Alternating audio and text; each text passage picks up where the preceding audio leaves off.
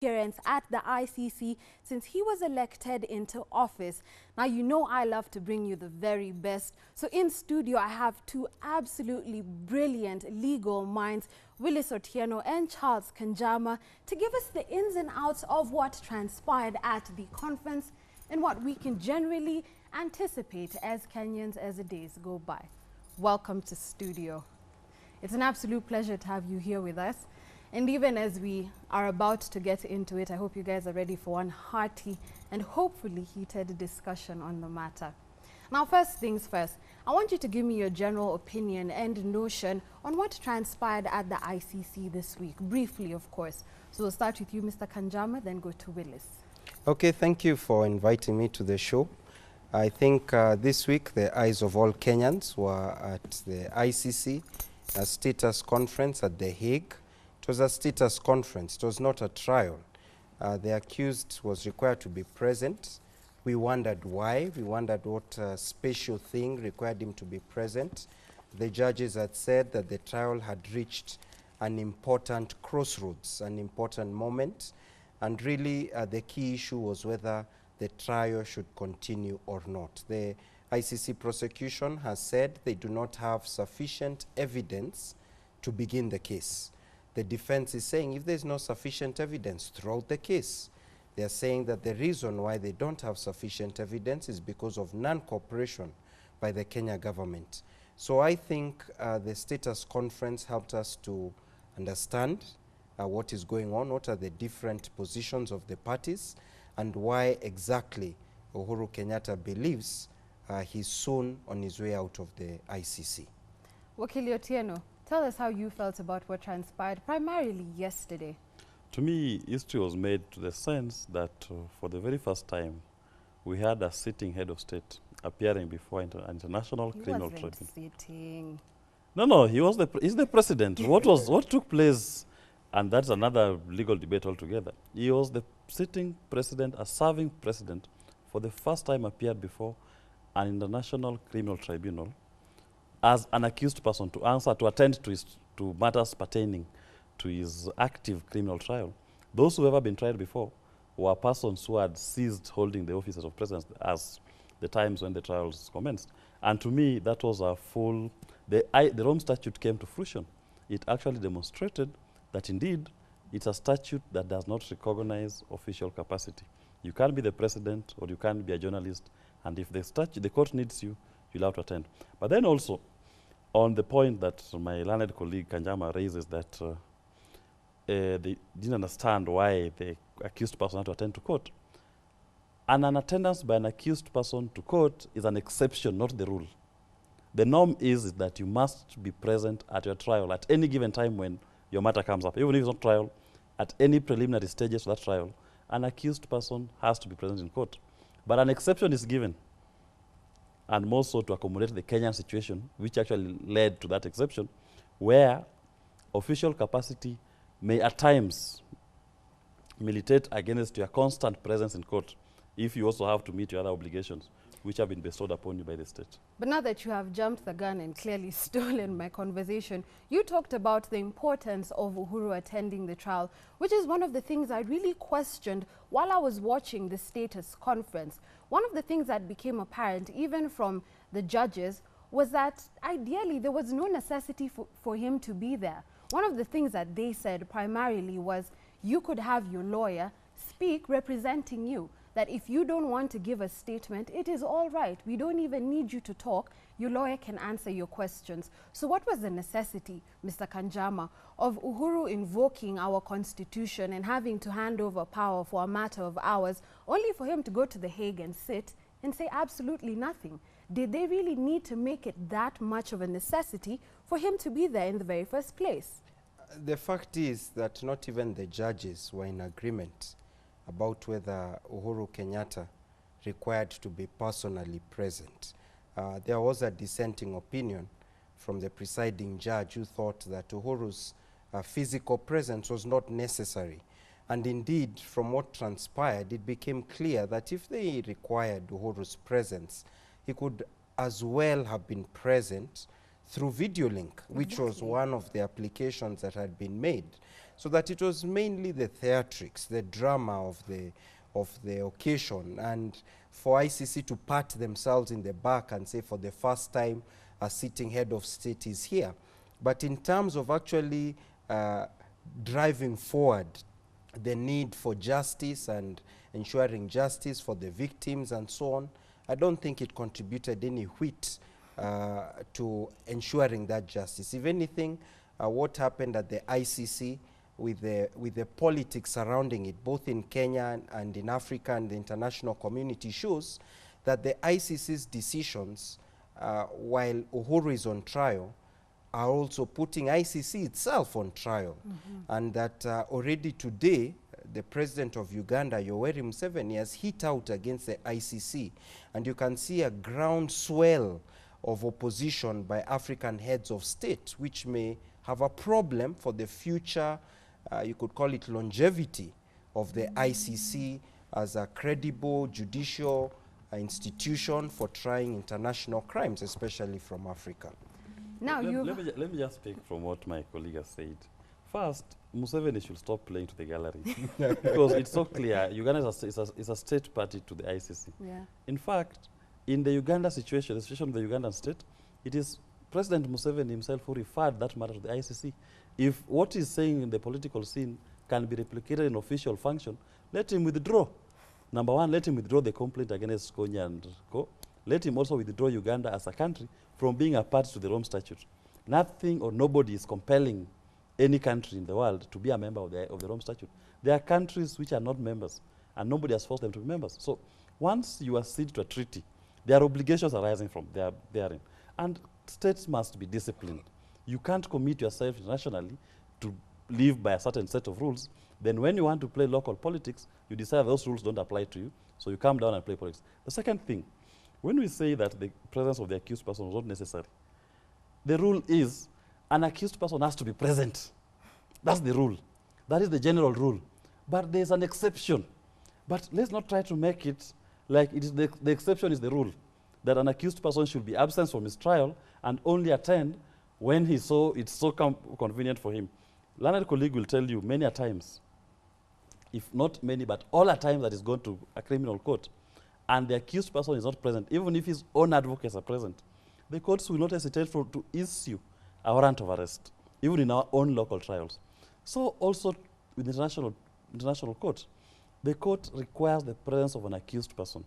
But, and remember, this lack of the concession not to have an accused person present in court was just part of the Kampala amendments that were made for purposes of accommodating the Kenya situation, in which now we had an head of state who was willing to cooperate with the courts and want to attend trial, but he was also aware of the fact that my official duties will militate against my day-to-day presence if my trial were to go on.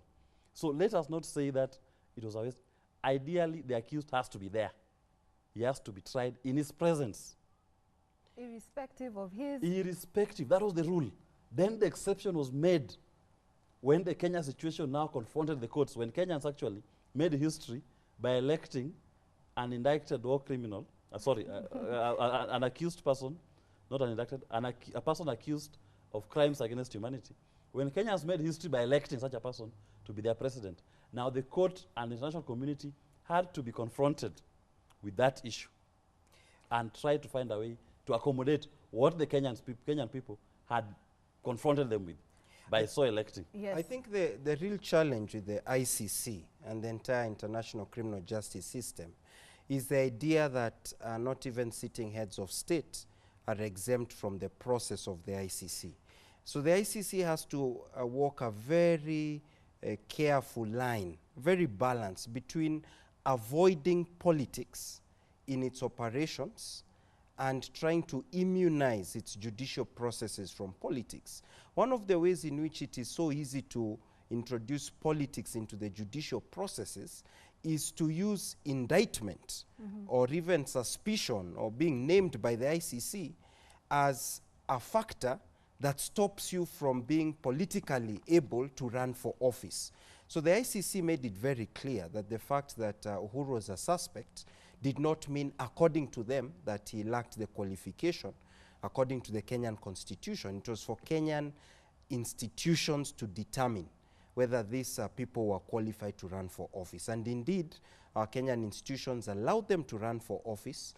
They received substantial majority of votes, so they were democratically elected. And so the question now emerges, once somebody is in office, are you going to stop them from running their official duties so that they can stand trial? Yeah. If you're going to try to do so, then it would effectively mean that the ICC cannot try a sitting head of state, so that it is of necessity that the ICC had to excuse sitting heads of state or their deputies from physical personal attendance at all stages of the trial and just retain for minimal stages. And so what we're trying to say is that in view of the pattern that had been adopted by the ICC, for example, in the case of William Ruto, to attend only the important parts of the trial, Yes. was it so important for Uhuru to be personally present in a status conference? Yes. The fact is that in previous status conferences, he had not been obliged to be present after having become head of state. So there's an element of politics, I believe, in that decision. And that is why the Museveni made the remarks he made. And I think he is entitled to make the remarks he made, because Uganda may be a state party to the Rome Statute, but they may be unhappy with some of the things happening in the ICC. That's very So if they're unhappy with what is happening in the ICC, there's the Assembly of State Parties, which is the apex body that determines everything appertaining to the statute and the court. Then don't come to the public and tell us we are unhappy. Go to the Assembly of State Parties, make those amendments. When the Kenyan situation confronted the courts and the African bloc felt that the question of attendance by a sitting head of state was a main issue to them, they pushed through the amendments. They pushed it, the court has acceded. But then when you say that an accused person should only attend to those exceptions, we are missing the point. Basically, the norm is yes. he has to attend. But taking into cognizance his other responsibilities, he can't be excused. Now we have an accused person who a status conference is being held that may determine the outcome, whether these proceedings may go on or be terminated. Now you want to terminate proceedings when an accused person has never has never stepped in court, as the time when now we are reaching these conclusions. To me, I think it was only logical and natural that such a person attends to court, so that when a decision is made to terminate the cases, it's not being made because of the pressure that whatever external influence that may have been brought to bear on the court that makes it determined. But the court will be saying, even for the president, it's even better that he was in court, so that even if he was to be set free, the procedure was to be terminated, you'll say, I even took myself to court. I was willing to stand trial. It is but for the action of the prosecution that my case was terminated. So to me, that was the message. To me, I look at it in the bigger picture that you are an accused person, a sitting head of state, submitting himself before the courts and saying, whatever you want me to do, I'm ready to do it. But then because you are not able, you're terminating my case. Okay, allow me to cut you short and engage you just for a minute. I think generally what Kenyans were looking at, with how much pressure was put on Uhuru being there, is with him being there, what difference did it make? Let me put it Hold this way. on. This is a bit hard, having two big personalities. But yes, what difference did it make? And I love that you brought up the element of exceptions, and exceptions that have been made given the unique nature of the Kenya case, you know, that here we have a sitting head of state facing, you know, criminal charges for X, Y, and Z. And the key word is exceptions. I think it would be a bit unfair to liken local jurisdictions and the rules that apply to local jurisdictions to an international court that deals with criminals of a whole other nature.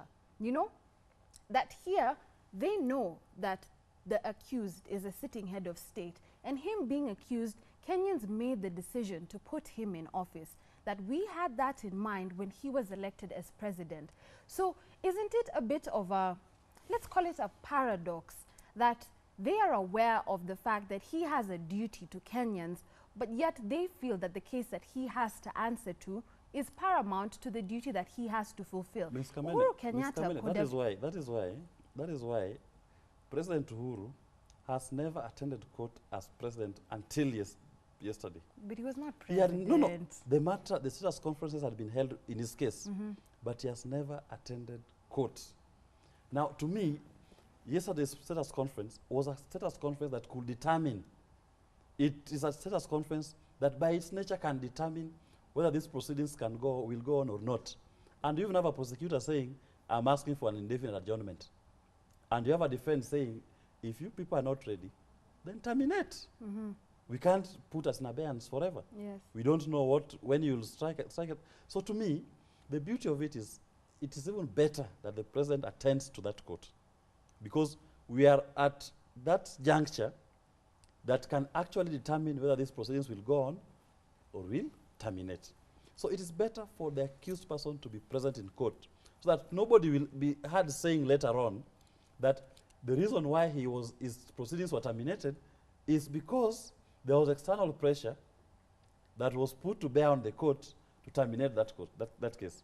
So for Uhuru now, when he comes back, what will he say? I took myself to ICC. I was ready to proceed with my trial. It is the prosecutor who was not ready to proceed with his trial. They terminated. Now, he leaves that court with his head held high.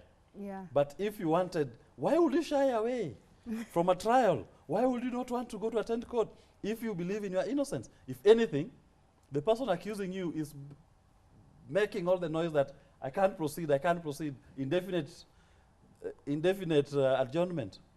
So why, if I was the accused person, I will even be the first person to attend to court. But then the question you raised about, which you had said earlier, that we had to go through the motions of power being handed over to the deputy president. Why? Let me tell you, there's a month that President Uhuru was in this country for only 11 days. He was only here for 11 days. Not at any given time did he ever hand over power to his deputy. The Constitution is a self-executing document that the absence of the president does not require any instrument to operationalize the provisions that the deputy to act in that capacity. It is an automatic provision that as long as it's not in, then the deputy will act. I disagree to some extent Yes. with what Willis is saying. First of all, we know how hostile Western leaders are to the very idea of being subject to foreign criminal jurisdiction. Uhuru himself, in his address to the Kenyan Parliament on Monday, explained how the Prime Minister of Britain has already said that if his cabinet secretaries are made to answer before the European Court of Human Rights, they'll pull out Britain from the European Court. We know the American president has said that the ICC is not a court that is being set up, or the foreign secretary to try presidents of America or Britain or advanced democracies. It's to try presidents of these small countries like in Africa. It is the age-old issue of sovereignty. And of course, we may want to say that, oh, there is equality. The reality is that it is the African leaders who are being taken to the Hague. Let me say the second thing. Let me say the second thing. Let me say the second thing. Yes. Because Willis is also not being very candid He's boiling. with his interpretation of the Kenyan Constitution.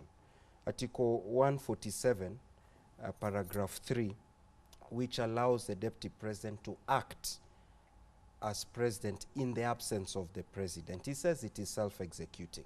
The reality is that when you read that provision, it contains both self-executing and other provisions that require to be executed. And the self-executing provisions that refer to absence, they don't refer to absence by meaning absence from the country. There's been many legal commentators who assume that absence is necessarily absence from the country, as if the moment the president leaves Kenya, he ceases to be president or is unable to discharge his duties as president. The reality is that on Monday this week, President Uhuru Kenyatta did something that was unprecedented in our Kenyan constitutional history. When you study comparative constitutional law, you will find that there are precedents in other countries where a president has handed over power to the deputy. In the US, it has happened only 3 times in the independence history. So what Uhuru did actually had some impact. It had an effect. He actually transferred power to his deputy. And the reason he did that was for the optics, to avoid being labeled. Whether he succeeded or not is another question. But to avoid being labeled the first sitting head of state to be on trial at the ICC. Truth be told, what Kanjama is doing is semantics, and he knows it. He's just playing semantics. There was no point that Uhuru stopped being president of Kenya at any given time. There was no point. And when I say the constitution is self-executing, it simply means that Uhuru is president 24 hours. Yeah. For as long as his presidential term runs. And the constitution sets out that presidential term. It is not possible for Uhuru to open the door and walk out of the presidency and come back that now I'm again president. There is no law that allows him to do that. He can only stop being president if he meets any of the dictates of the constitution. He resigns, he is impeached, he dies. Only, or he serves his full term. 4 conditions. If none of those are met, and none of those have been met as we speak, he was president then and he's still president now. All he did, let me just finish. All he did was merely to dramatize and build public psyche to what was happening. That I'm going to the ICC, I need to build national psyche to this cause, what is coming. But let me go back to what Kanjama says, which I disagree with totally. That the ICC is a court that is meant for the the Western world intends it to be used for African cases. Let me tell you of the active situations before the ICC. The Uganda situation, who referred it? There was no Western country that referred it to The Hague. It was the president of Uganda who signed the instruments referring that case to The Hague. The situation in the Democratic Republic of Congo, it is the people of the Democratic Republic of Congo who referred it. The situation in Chad, Central African Republic, it is the people of the Central African Republic who referred it. The situation in Ivory Coast, the situation in Mali, it is the people. Let me finish. It is the people of those countries. Let me just finish. Right. That is a misrepresentation. It is the people of those countries who've been referring their cases to the ICC. Then secondly, if we still feel that the ICC is an oppressive tool of the Western world, nothing stops the African states from withdrawing en masse. And why it is a treaty. Why have they not? Because simple. Because let me tell you why. When that was mooted to withdraw, at that time, Morsi, Egypt was never a member of the ICC. Morsi had just come into power through popular revolution. And for Morsi, the ICC saw the benefit of it, that this actually is an instrument that can assist the people of Africa to deal with dictators, rogues, heads of state who become rogue. That time, Ouattara had just assumed office in Ivory Coast. Alassane. To him, the ICC was the only way that he could deal with the challenge that had arisen in that country. So, to those who are coming on the backbone of popular support and popular revolutions, they see ICC not as an instrument of the Western world, but as an organ that can assist to entrenched democracy, rule of law, and justice in Africa. But to those who've been there for a longer time, whose positions are threatened by interventions by a higher court, which they don't have control over, then ICC now becomes a tool of the Western world.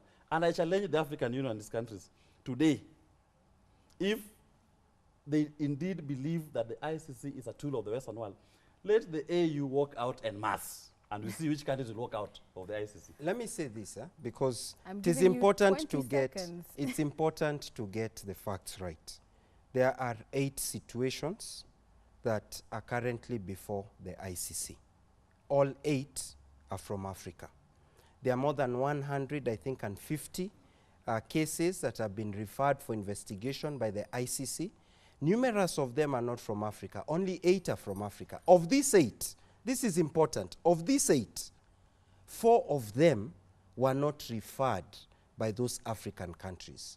2 were referred by the UN Security Council, that is Sudan and Libya. Yes. One of them, one of the 8, the Kenyan case, which is very cleverly avoided mention, is actually a case that was begun by the ICC prosecutor.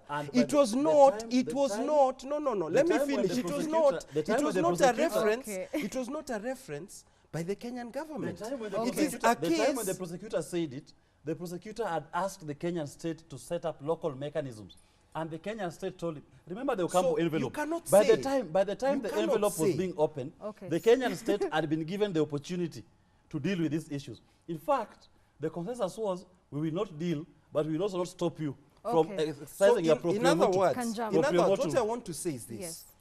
that there is that cliched response to genuine concerns of African heads of state, African citizens of African countries, that the ICC is targeting Africa. Unfortunately, my friend is regurgitating that cliched response. But is It's that to not refer. the It's to refer to the situation? fact that Let me tell the you one thing. prosecutor is from me Africa. tell you just one thing, just The one four thing. cases were referred by African countries. The reality is much richer. Even when African countries were thinking of pulling out of the ICC, we know that African countries are developing so countries. sorry, I'm so They are Kamel, pressured. Let me just tell you one thing, just one thing. Let us look at, when you look at ICC, don't look at ICC in isolation. I'll invite you to look at ICC as part of the history of international criminal law. Exactly. And look at that history, you'll find that the bulk of international criminal courts or criminal trials that have been held, in fact, is the first time that Africans are taking trial. The Nuremberg trials was not meant for Africans, it was for the Germans. Let me just finish. We can Okay. go That into a is part- discourse that of is- international that is part criminal of international justice. criminal justice Let us- system. That is We had- victors' we had justice. We had the Tokyo tribunals. Let's calm which down. Again, we had the Balkan wars, the Yugoslavia tribunals. The What Yugoslavia about one is Rwanda? going on. So what I'm saying is this. What The Rwanda about tribunal was Rwanda? set up for that particular Africa, situation. yes. But then the point is this. We've had internationally countries that are not Africa, that because of the specific situations in their countries at that time, the international community responded by setting up tribunals to deal with them. But then ask yourself, where have we had most conflicts or most of issues that you can term that will qualify within the 4 crimes within the Rome Statute? Okay, Anyone- The bulk I'm of so them, sorry. the bulk Let's- of them are found in Africa. And Yes. if anything, You see, the this victims is- of those crimes are This not is whites. what is called. The This victims is of what those is whites are called. not Westerners, they're Africans. This is what It is is justice called. for the victims. This is what is called the perception that Africa is a dark continent. The reality is that if you study history, most wars have been in Europe. Just tell me. Most from wars have been in 2000 Europe. From 2003 This is absurd. between 2003 to date. Okay, allow where me to has cut. most wars been in the Allow world? me to cut the both Iraq, of you Not in Africa. short. In If Arab, not in Mr. Africa. in the Arab Kanjama, I'm world, so sorry. yes. Allow me to cut the both of you short. I Okay. think I want to keep this perspective unique to the ICC itself. I get that history has shown us very many manifestations pro and against this argument of is the ICC, was the international criminal justice just aimed at making an example of Africa? And you said how Wakili Otieno is not giving the accurate interpretation, that it is a cliched interpretation, that the ICC solely focuses on Africa, which is why I have one question for you. Not that I'm taking sides. When has the ICC prosecuted a case against the West? The ICC has never prosecuted a case against not just the West, against someone from any other continent other apart from than Africa. That's all I wanted to hear. Can I respond to that? Yes. Can I respond to that? When has a case ever been referred to the ICC that met those standards? And when you ask about Africa, look at the situations in Africa that are being prosecuted. Save for in fact, in Kenya, which you said I was avoiding, in Kenya we learned a new term. Don't be vague, go to Hague. That was our clarion call in the country. So even the active prosecutions in Africa, which is referring to, they are all prosecutions that were referred by the very African states. None of them, save for Sudan, That is which not is correct. UN. Sorry, What I'm about saying Libya? Libya is What still, about is Libya? still a situation Who country. referred not- Libya? No, Libya is Who a situation referred country. Libya? Listen, Libya is a situation country not being prosecuted. Who I'm referred talking Libya? of an active prosecution. There are referrals which are still subject to investigations. Libya is still a referral. There is no active What prosecution about Sudan? from the case. And I've said only Sudan that we do have a referral by the UN Security Council. But if anything, all the African representatives to the UN Security Council at that time voted for the referral of the Sudan case. Okay. The situation in Sudan. It's Let not like us- Africa was opposed to it. They were actually saying we want justice for Darfur. I think Nobody the said we didn't want Sudan the to go. reality is this. The Yes. reality is this. And if we go beyond the back and forth, the reality is that Western countries are very attuned to their international interests. But Their which Western interest in countries the having war now? international Which Western countries arena. violating human rights? So for crimes against example, humanity, so as we for speak? example, when the question came as to whether Syria should be referred to the ICC, the Syrian case, there was a big fight in the UN Security Council with Russia on one side, China supporting them, and the Western countries on the other. Why? Because they have interests in these countries. They will not allow it to be referred to the UN, to the ICC. Is the Western country didn't allow it? Who didn't allow it? No, the fact is No, the international community. Who didn't allow the referral What I'm of trying Syria? to say is, was it any Western country that that didn't allow Syria to be referred? when It was not when any Western Libya, country. Let's not when be there was dishonest chaos with in this thing. Libya, when there was a crisis in Libya, and the matter went to the UN Security Council, let's refer Libyan case to the ICC. You know what resolution they reached? They said we'll only refer Libyan fighters to the ICC. We'll not refer the foreign countries, the soldiers from America, France, and Britain, who are fighting through the bombing thing in Libya against the government of Muammar Gaddafi. So they are very clear that even when they refer cases, they exclude themselves. This is the way they act. This is the reality. And we've woken up to the reality in Africa. And that is why Africans now are saying that we need to think of another way of accomplishing the objectives of international criminal justice without necessarily using the ICC. That is why you now have the first steps to set up the African Criminal Court, where you have control of your own process. The African Union met before the Kampala conference. The African Union met. And the Kampala conference was going to be a do or die for Africa. I'm so and sorry. They should have withdrawn if they wanted. Yes. Nobody forced them not to withdraw. Okay. I think I have gotten both your perspective in totality. And it seems like this is a rather heated discussion as to whether initially it started, was it necessary for Uhuru Kenyatta to be present at The Hague, and the general history of the ICC in objectively dealing with criminal justice in the world. Now you have heard it here, there have been dramatics, it is semantics, a lot of words and interpretations, but we'll now go into a short break. I can guarantee the next half will be even more exciting. Don't go anywhere.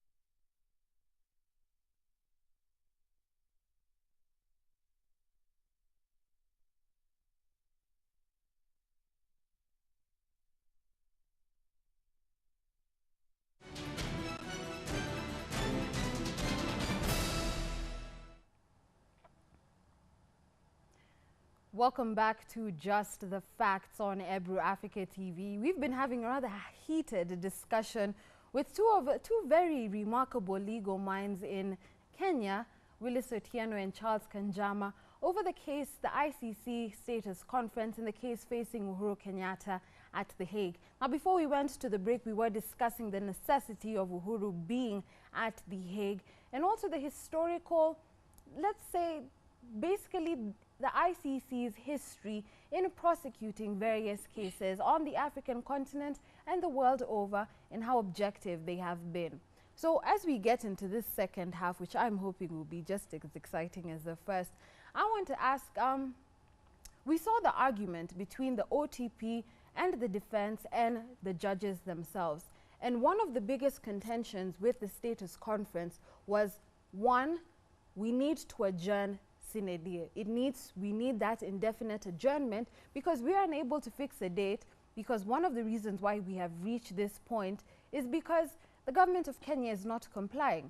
The court told the OTP, we understand your circumstances, but given the nature and the position and dispensation of the accused, how about let's withdraw this case, you guys can sit aside, regroup, reboot, and come back with a fresh set of charges and the materials you need to carry out a proper prosecution. And the OTP is like, no, that it would be wrong for us to show the world that if a country can stick out in obstructing justice, that they can get away with charges that have affected a very large part of our population in the humanitarian, I think, notion of everything. And the defense says, guess what? This has been a long trial, and we have even seen that with Ruto's trial. And here we have a sitting head of state, and you people, by this back and forth, are preventing him from executing his duty, or the main reason why the Kenyan population put him at the top of government. So one of the things I want to ask the two of you, is the OTP being fair? Is this case or these charges, or even just the basic facilitation of what should be a prosecution, being fair and just towards the accused? Charles, then we'll go to Willis.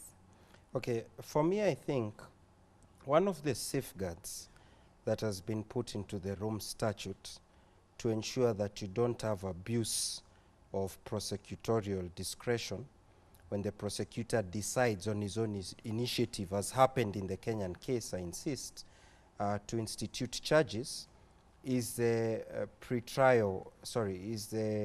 pre-confirmation hearings.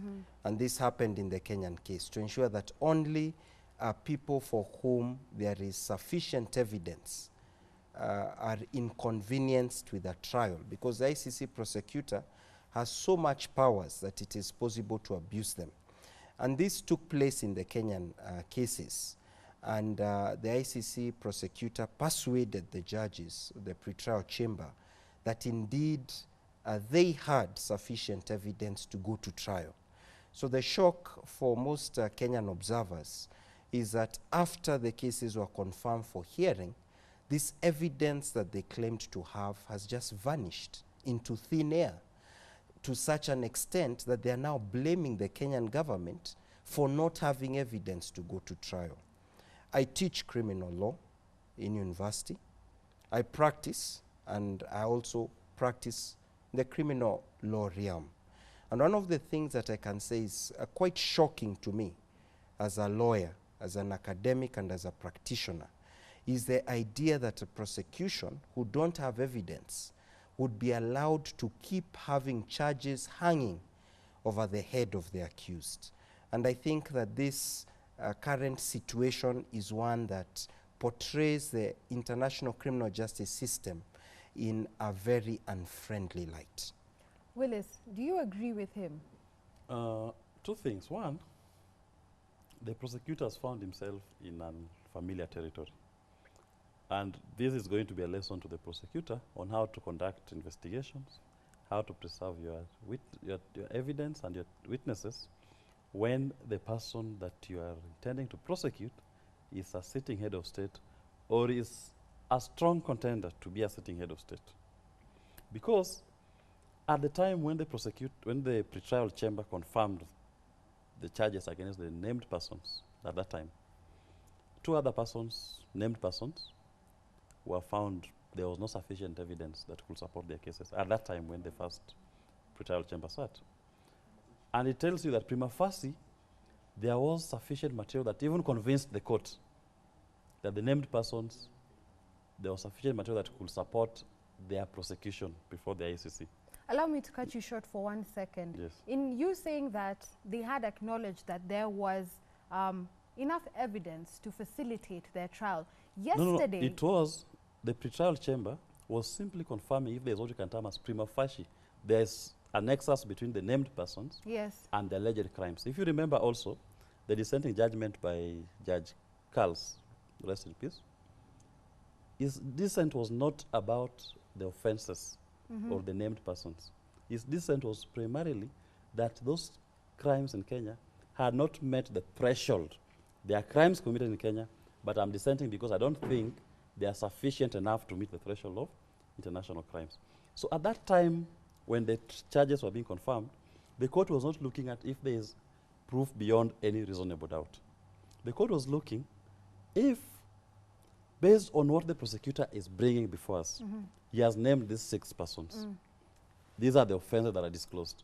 Is there any material that, at its face value, connects this? At face, before we go into their how strong they are, because that is left for the trial chamber.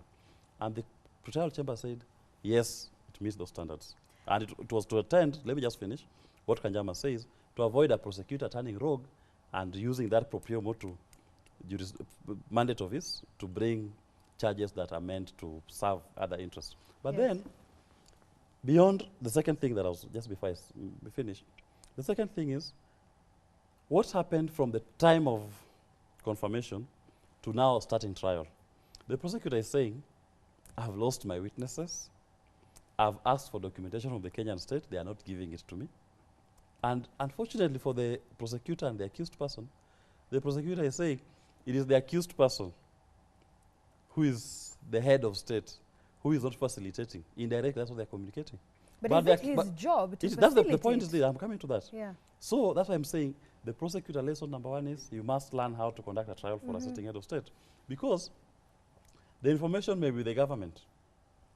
But then the rules of natural justice, fairness of a trial process.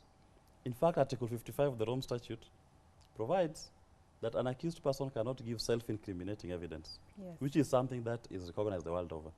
But ask yourself this question. What kind of an accused person are we dealing with?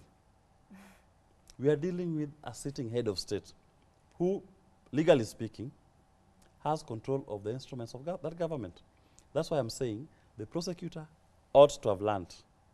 If they never learned it, they ought to have learned how would you conduct a trial for a sitting head of state or a future. So that by the time you take that silver bullet that you want to start a trial for a sitting head of state, you must be in a position that you not want to go back to that state to ask for cooperation. Because truth be told, that cooperation will not be forthcoming. Even if it is forthcoming, there'll be roadblocks. There'll be challenges.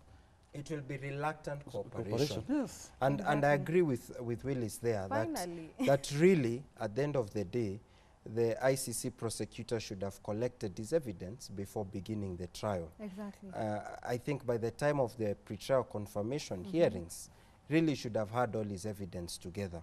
And I think one of the things that going forward the ICC will need to reflect on, already they began reflecting on it, is the use of intermediaries in evidence collection.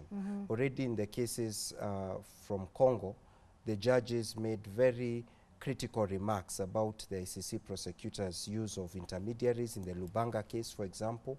They have used the same approach in the Kenyan case, and that's why you find the evidence collected is not so solid.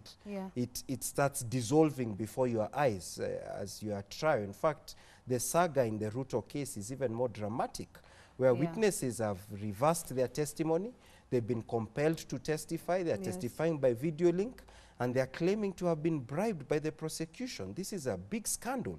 This is something that requires an investigation. In fact, my hope is that when the Assembly of State Parties meets in 1 or 2 months' time, they'll actually require investigations to be done by an independent organ into the working of the ICC prosecution and their use of intermediaries, because the accusations of corruption are too grave to be left without investigation. Now, before we go too far, we have already established that the OTP feels that we cannot fully adjourn or definitely adjourn this case because the government is unable to comply, and they are not complying because we require XYZ materials that they have that they are not willing to give us. But at the same time, the OTP made clear that even in receiving these materials, they're uncertain as to whether or not it will supplement or go against their case. So is it justified for them to hold ideally an entire government ransom for particular documents that they don't know will even be able to facilitate their prosecution? Let me say this. Let me say this before he speaks. The judges are going to make the final decision on this particular issue. It is a live judicial question. So what we can do is just speculate on what the judges are likely to do, because there were very strong arguments presented both by the OTP, by the defense, and the victim's lawyer, who was always hanging with the OTP, always supporting the OTP. Personally, I think that the best approach to follow is the approach which was indicated in a question by the judge, one of the judges in the trial. What would be so difficult with withdrawing this case and bringing it later if you get that evidence in future? And I think that is a question that the judges retired to reflect on. What is so difficult in the OTP withdrawing this case, or this case being dismissed, but them having a chance to bring it later if they get that evidence? Let me just say this, that when you look at the totality of all this, we also look at the Rome Statute and the obligations it creates. And obligations are created to state parties. Now, the Kenyan state has obligations. One of those obligations is the obligation to cooperate with the court, including offer assistance when requested to so do. Which assistance and requests have been sought, requests have been made. Assistance has been sought by an organ of the court. Now, the Kenyan state has refused. But why, for me, I will not go, I will sympathize with the OTP's request. If it was in the Sang case, I would have said that case should end immediately. But I sympathize with the prosecutor's claim that the state that I'm requesting to cooperate, because states are meant to cooperate to help facilitate the work of the court. The state that I'm requesting to cooperate also happens to be the state that is led by my accused person. So how do you balance? And for me, I find the request for indefinite adjournment a bit appealing, only to the extent that you make a referral to the Assembly of State Parties to discuss the non-cooperation by the Kenyan state. Then based on what that Assembly of State Parties will say, if the Assembly of State Parties finds that Kenya is not guilty of non-cooperation, is not liable, then at that point, I will be the first person to say that prosecutor has no business maintaining that case in court. Do you think Kenya has been compliant? I will not know the facts, because the Kenyan state, in my personal opinion, the Kenyan state is alleging that we've been complying. The prosecutor is saying you've not provided information. But then when you listen to the prosecutor saying, and even some of the responses that the Kenyan state have made, to me, the Kenyan state has made the work of the prosecutor very difficult. They have not cooperated fully, as you'll expect. Because if it was not, and I sympathize also with the Kenyan state, you have the Attorney General, you're asking him to give me information to implicate his head of state. That becomes almost impossible. But then, under the Rome Statute, it is that government, that state, that is expected to cooperate with the court by providing that kind of information. So, to me, I will wish that this matter goes to the Assembly of State Parties to make a determination on whether the state is cooperating or not. And if it is found that the state is not cooperating, then for me, a signed die adjournment would be better. But if it is found that the state has cooperated and the Kenyan state is not cited, at that point, the prosecutor will have no business to maintain those charges if he's not willing to call his first witness on the stand. For me, I think the big challenge is that in criminal trials, somebody's life, somebody's liberty, somebody's reputation is at stake. Yes. We can't afford to play gymnastics with criminal trials. The sensitivity of respecting the rights of the accused person and upholding those international, universal, I would call them, legal principles, beginning with the presumption of innocence, the right to a fair hearing, expeditious hearing. Those are sacred principles. We can't afford to play gymnastics with them. And I think one of the big problems with the prosecution is their inability to distinguish and to separate the person of the president, that is Uhuru Kenyatta, from the government of Kenya. In fact, at one point in time during the status conference, they were asked, do you have any complaints of non-compliance, obstruction of collection of evidence by the accused, Mr. Uhuru Kenyatta? Yeah. And the prosecutor said none whatsoever. So the person on trial is not the Kenyan state, it's the individual. So if you don't have any complaint against the individual, how can you punish him for what you are alleging about the Kenyan state? And I think it is actually, I think the argument that was made very clearly by the defense team is that they were given conditions after they attended the first status conference after confirmation, and the head of state was told that he should not interfere at all in any way in the investigations, neither positive nor negative. So he is actually acting according to the indications he was given by the court by separating himself from those investigations. In fact, it is the other arms of the Kenyan government, and Kenya is a constitutional democracy. It is unfortunate that some people would like to portray Kenya as a banana republic. We have a new constitution, we have an independent judiciary, we have independent organs, including the Office of the Attorney General, and including the National Assembly, Parliament. And these organs have been asked to cooperate. They've cooperated to the level they can. In fact, one of the complaints the Attorney General made in the status conference was to say the prosecutor, the Office of the Prosecutor, seems to imply that I should break Kenyan laws to cooperate with the ICC. That if Kenyan laws require me to go to court, I should just go and grab information without going to court, and so on and so forth. What you're trying to say is that the OTP can proceed against Kenya government before the Assembly of State Parties, and my high level of confidence is that that proceeding will not succeed. But surely they should not conflate that proceeding with a proceeding against an individual who is accused and against whom there is no sufficient evidence. They should release that individual while they proceed against the Kenyan government. And I think just as we summarize, I think it's great that indirectly or directly we have talked about one of the things that came up at the status conference, you know, the balance of the rights of the accused vis-a-vis the necessity of the achievement of justice. Clearly we have differed on the necessity of Uhuru Kenyatta being present at the conference, but at the end of the day, this happens to be an issue that the country has been forced to deal with. One way or the other, Kenya is unable to run away from one of these issues that even faced us at the point where we're making our elections and making our decision on who is going to head the state. At the end of the day, I think Kenyans, all we can do is sit back and wait. But it must be said that the judicial and legal process has been respected and will be respected.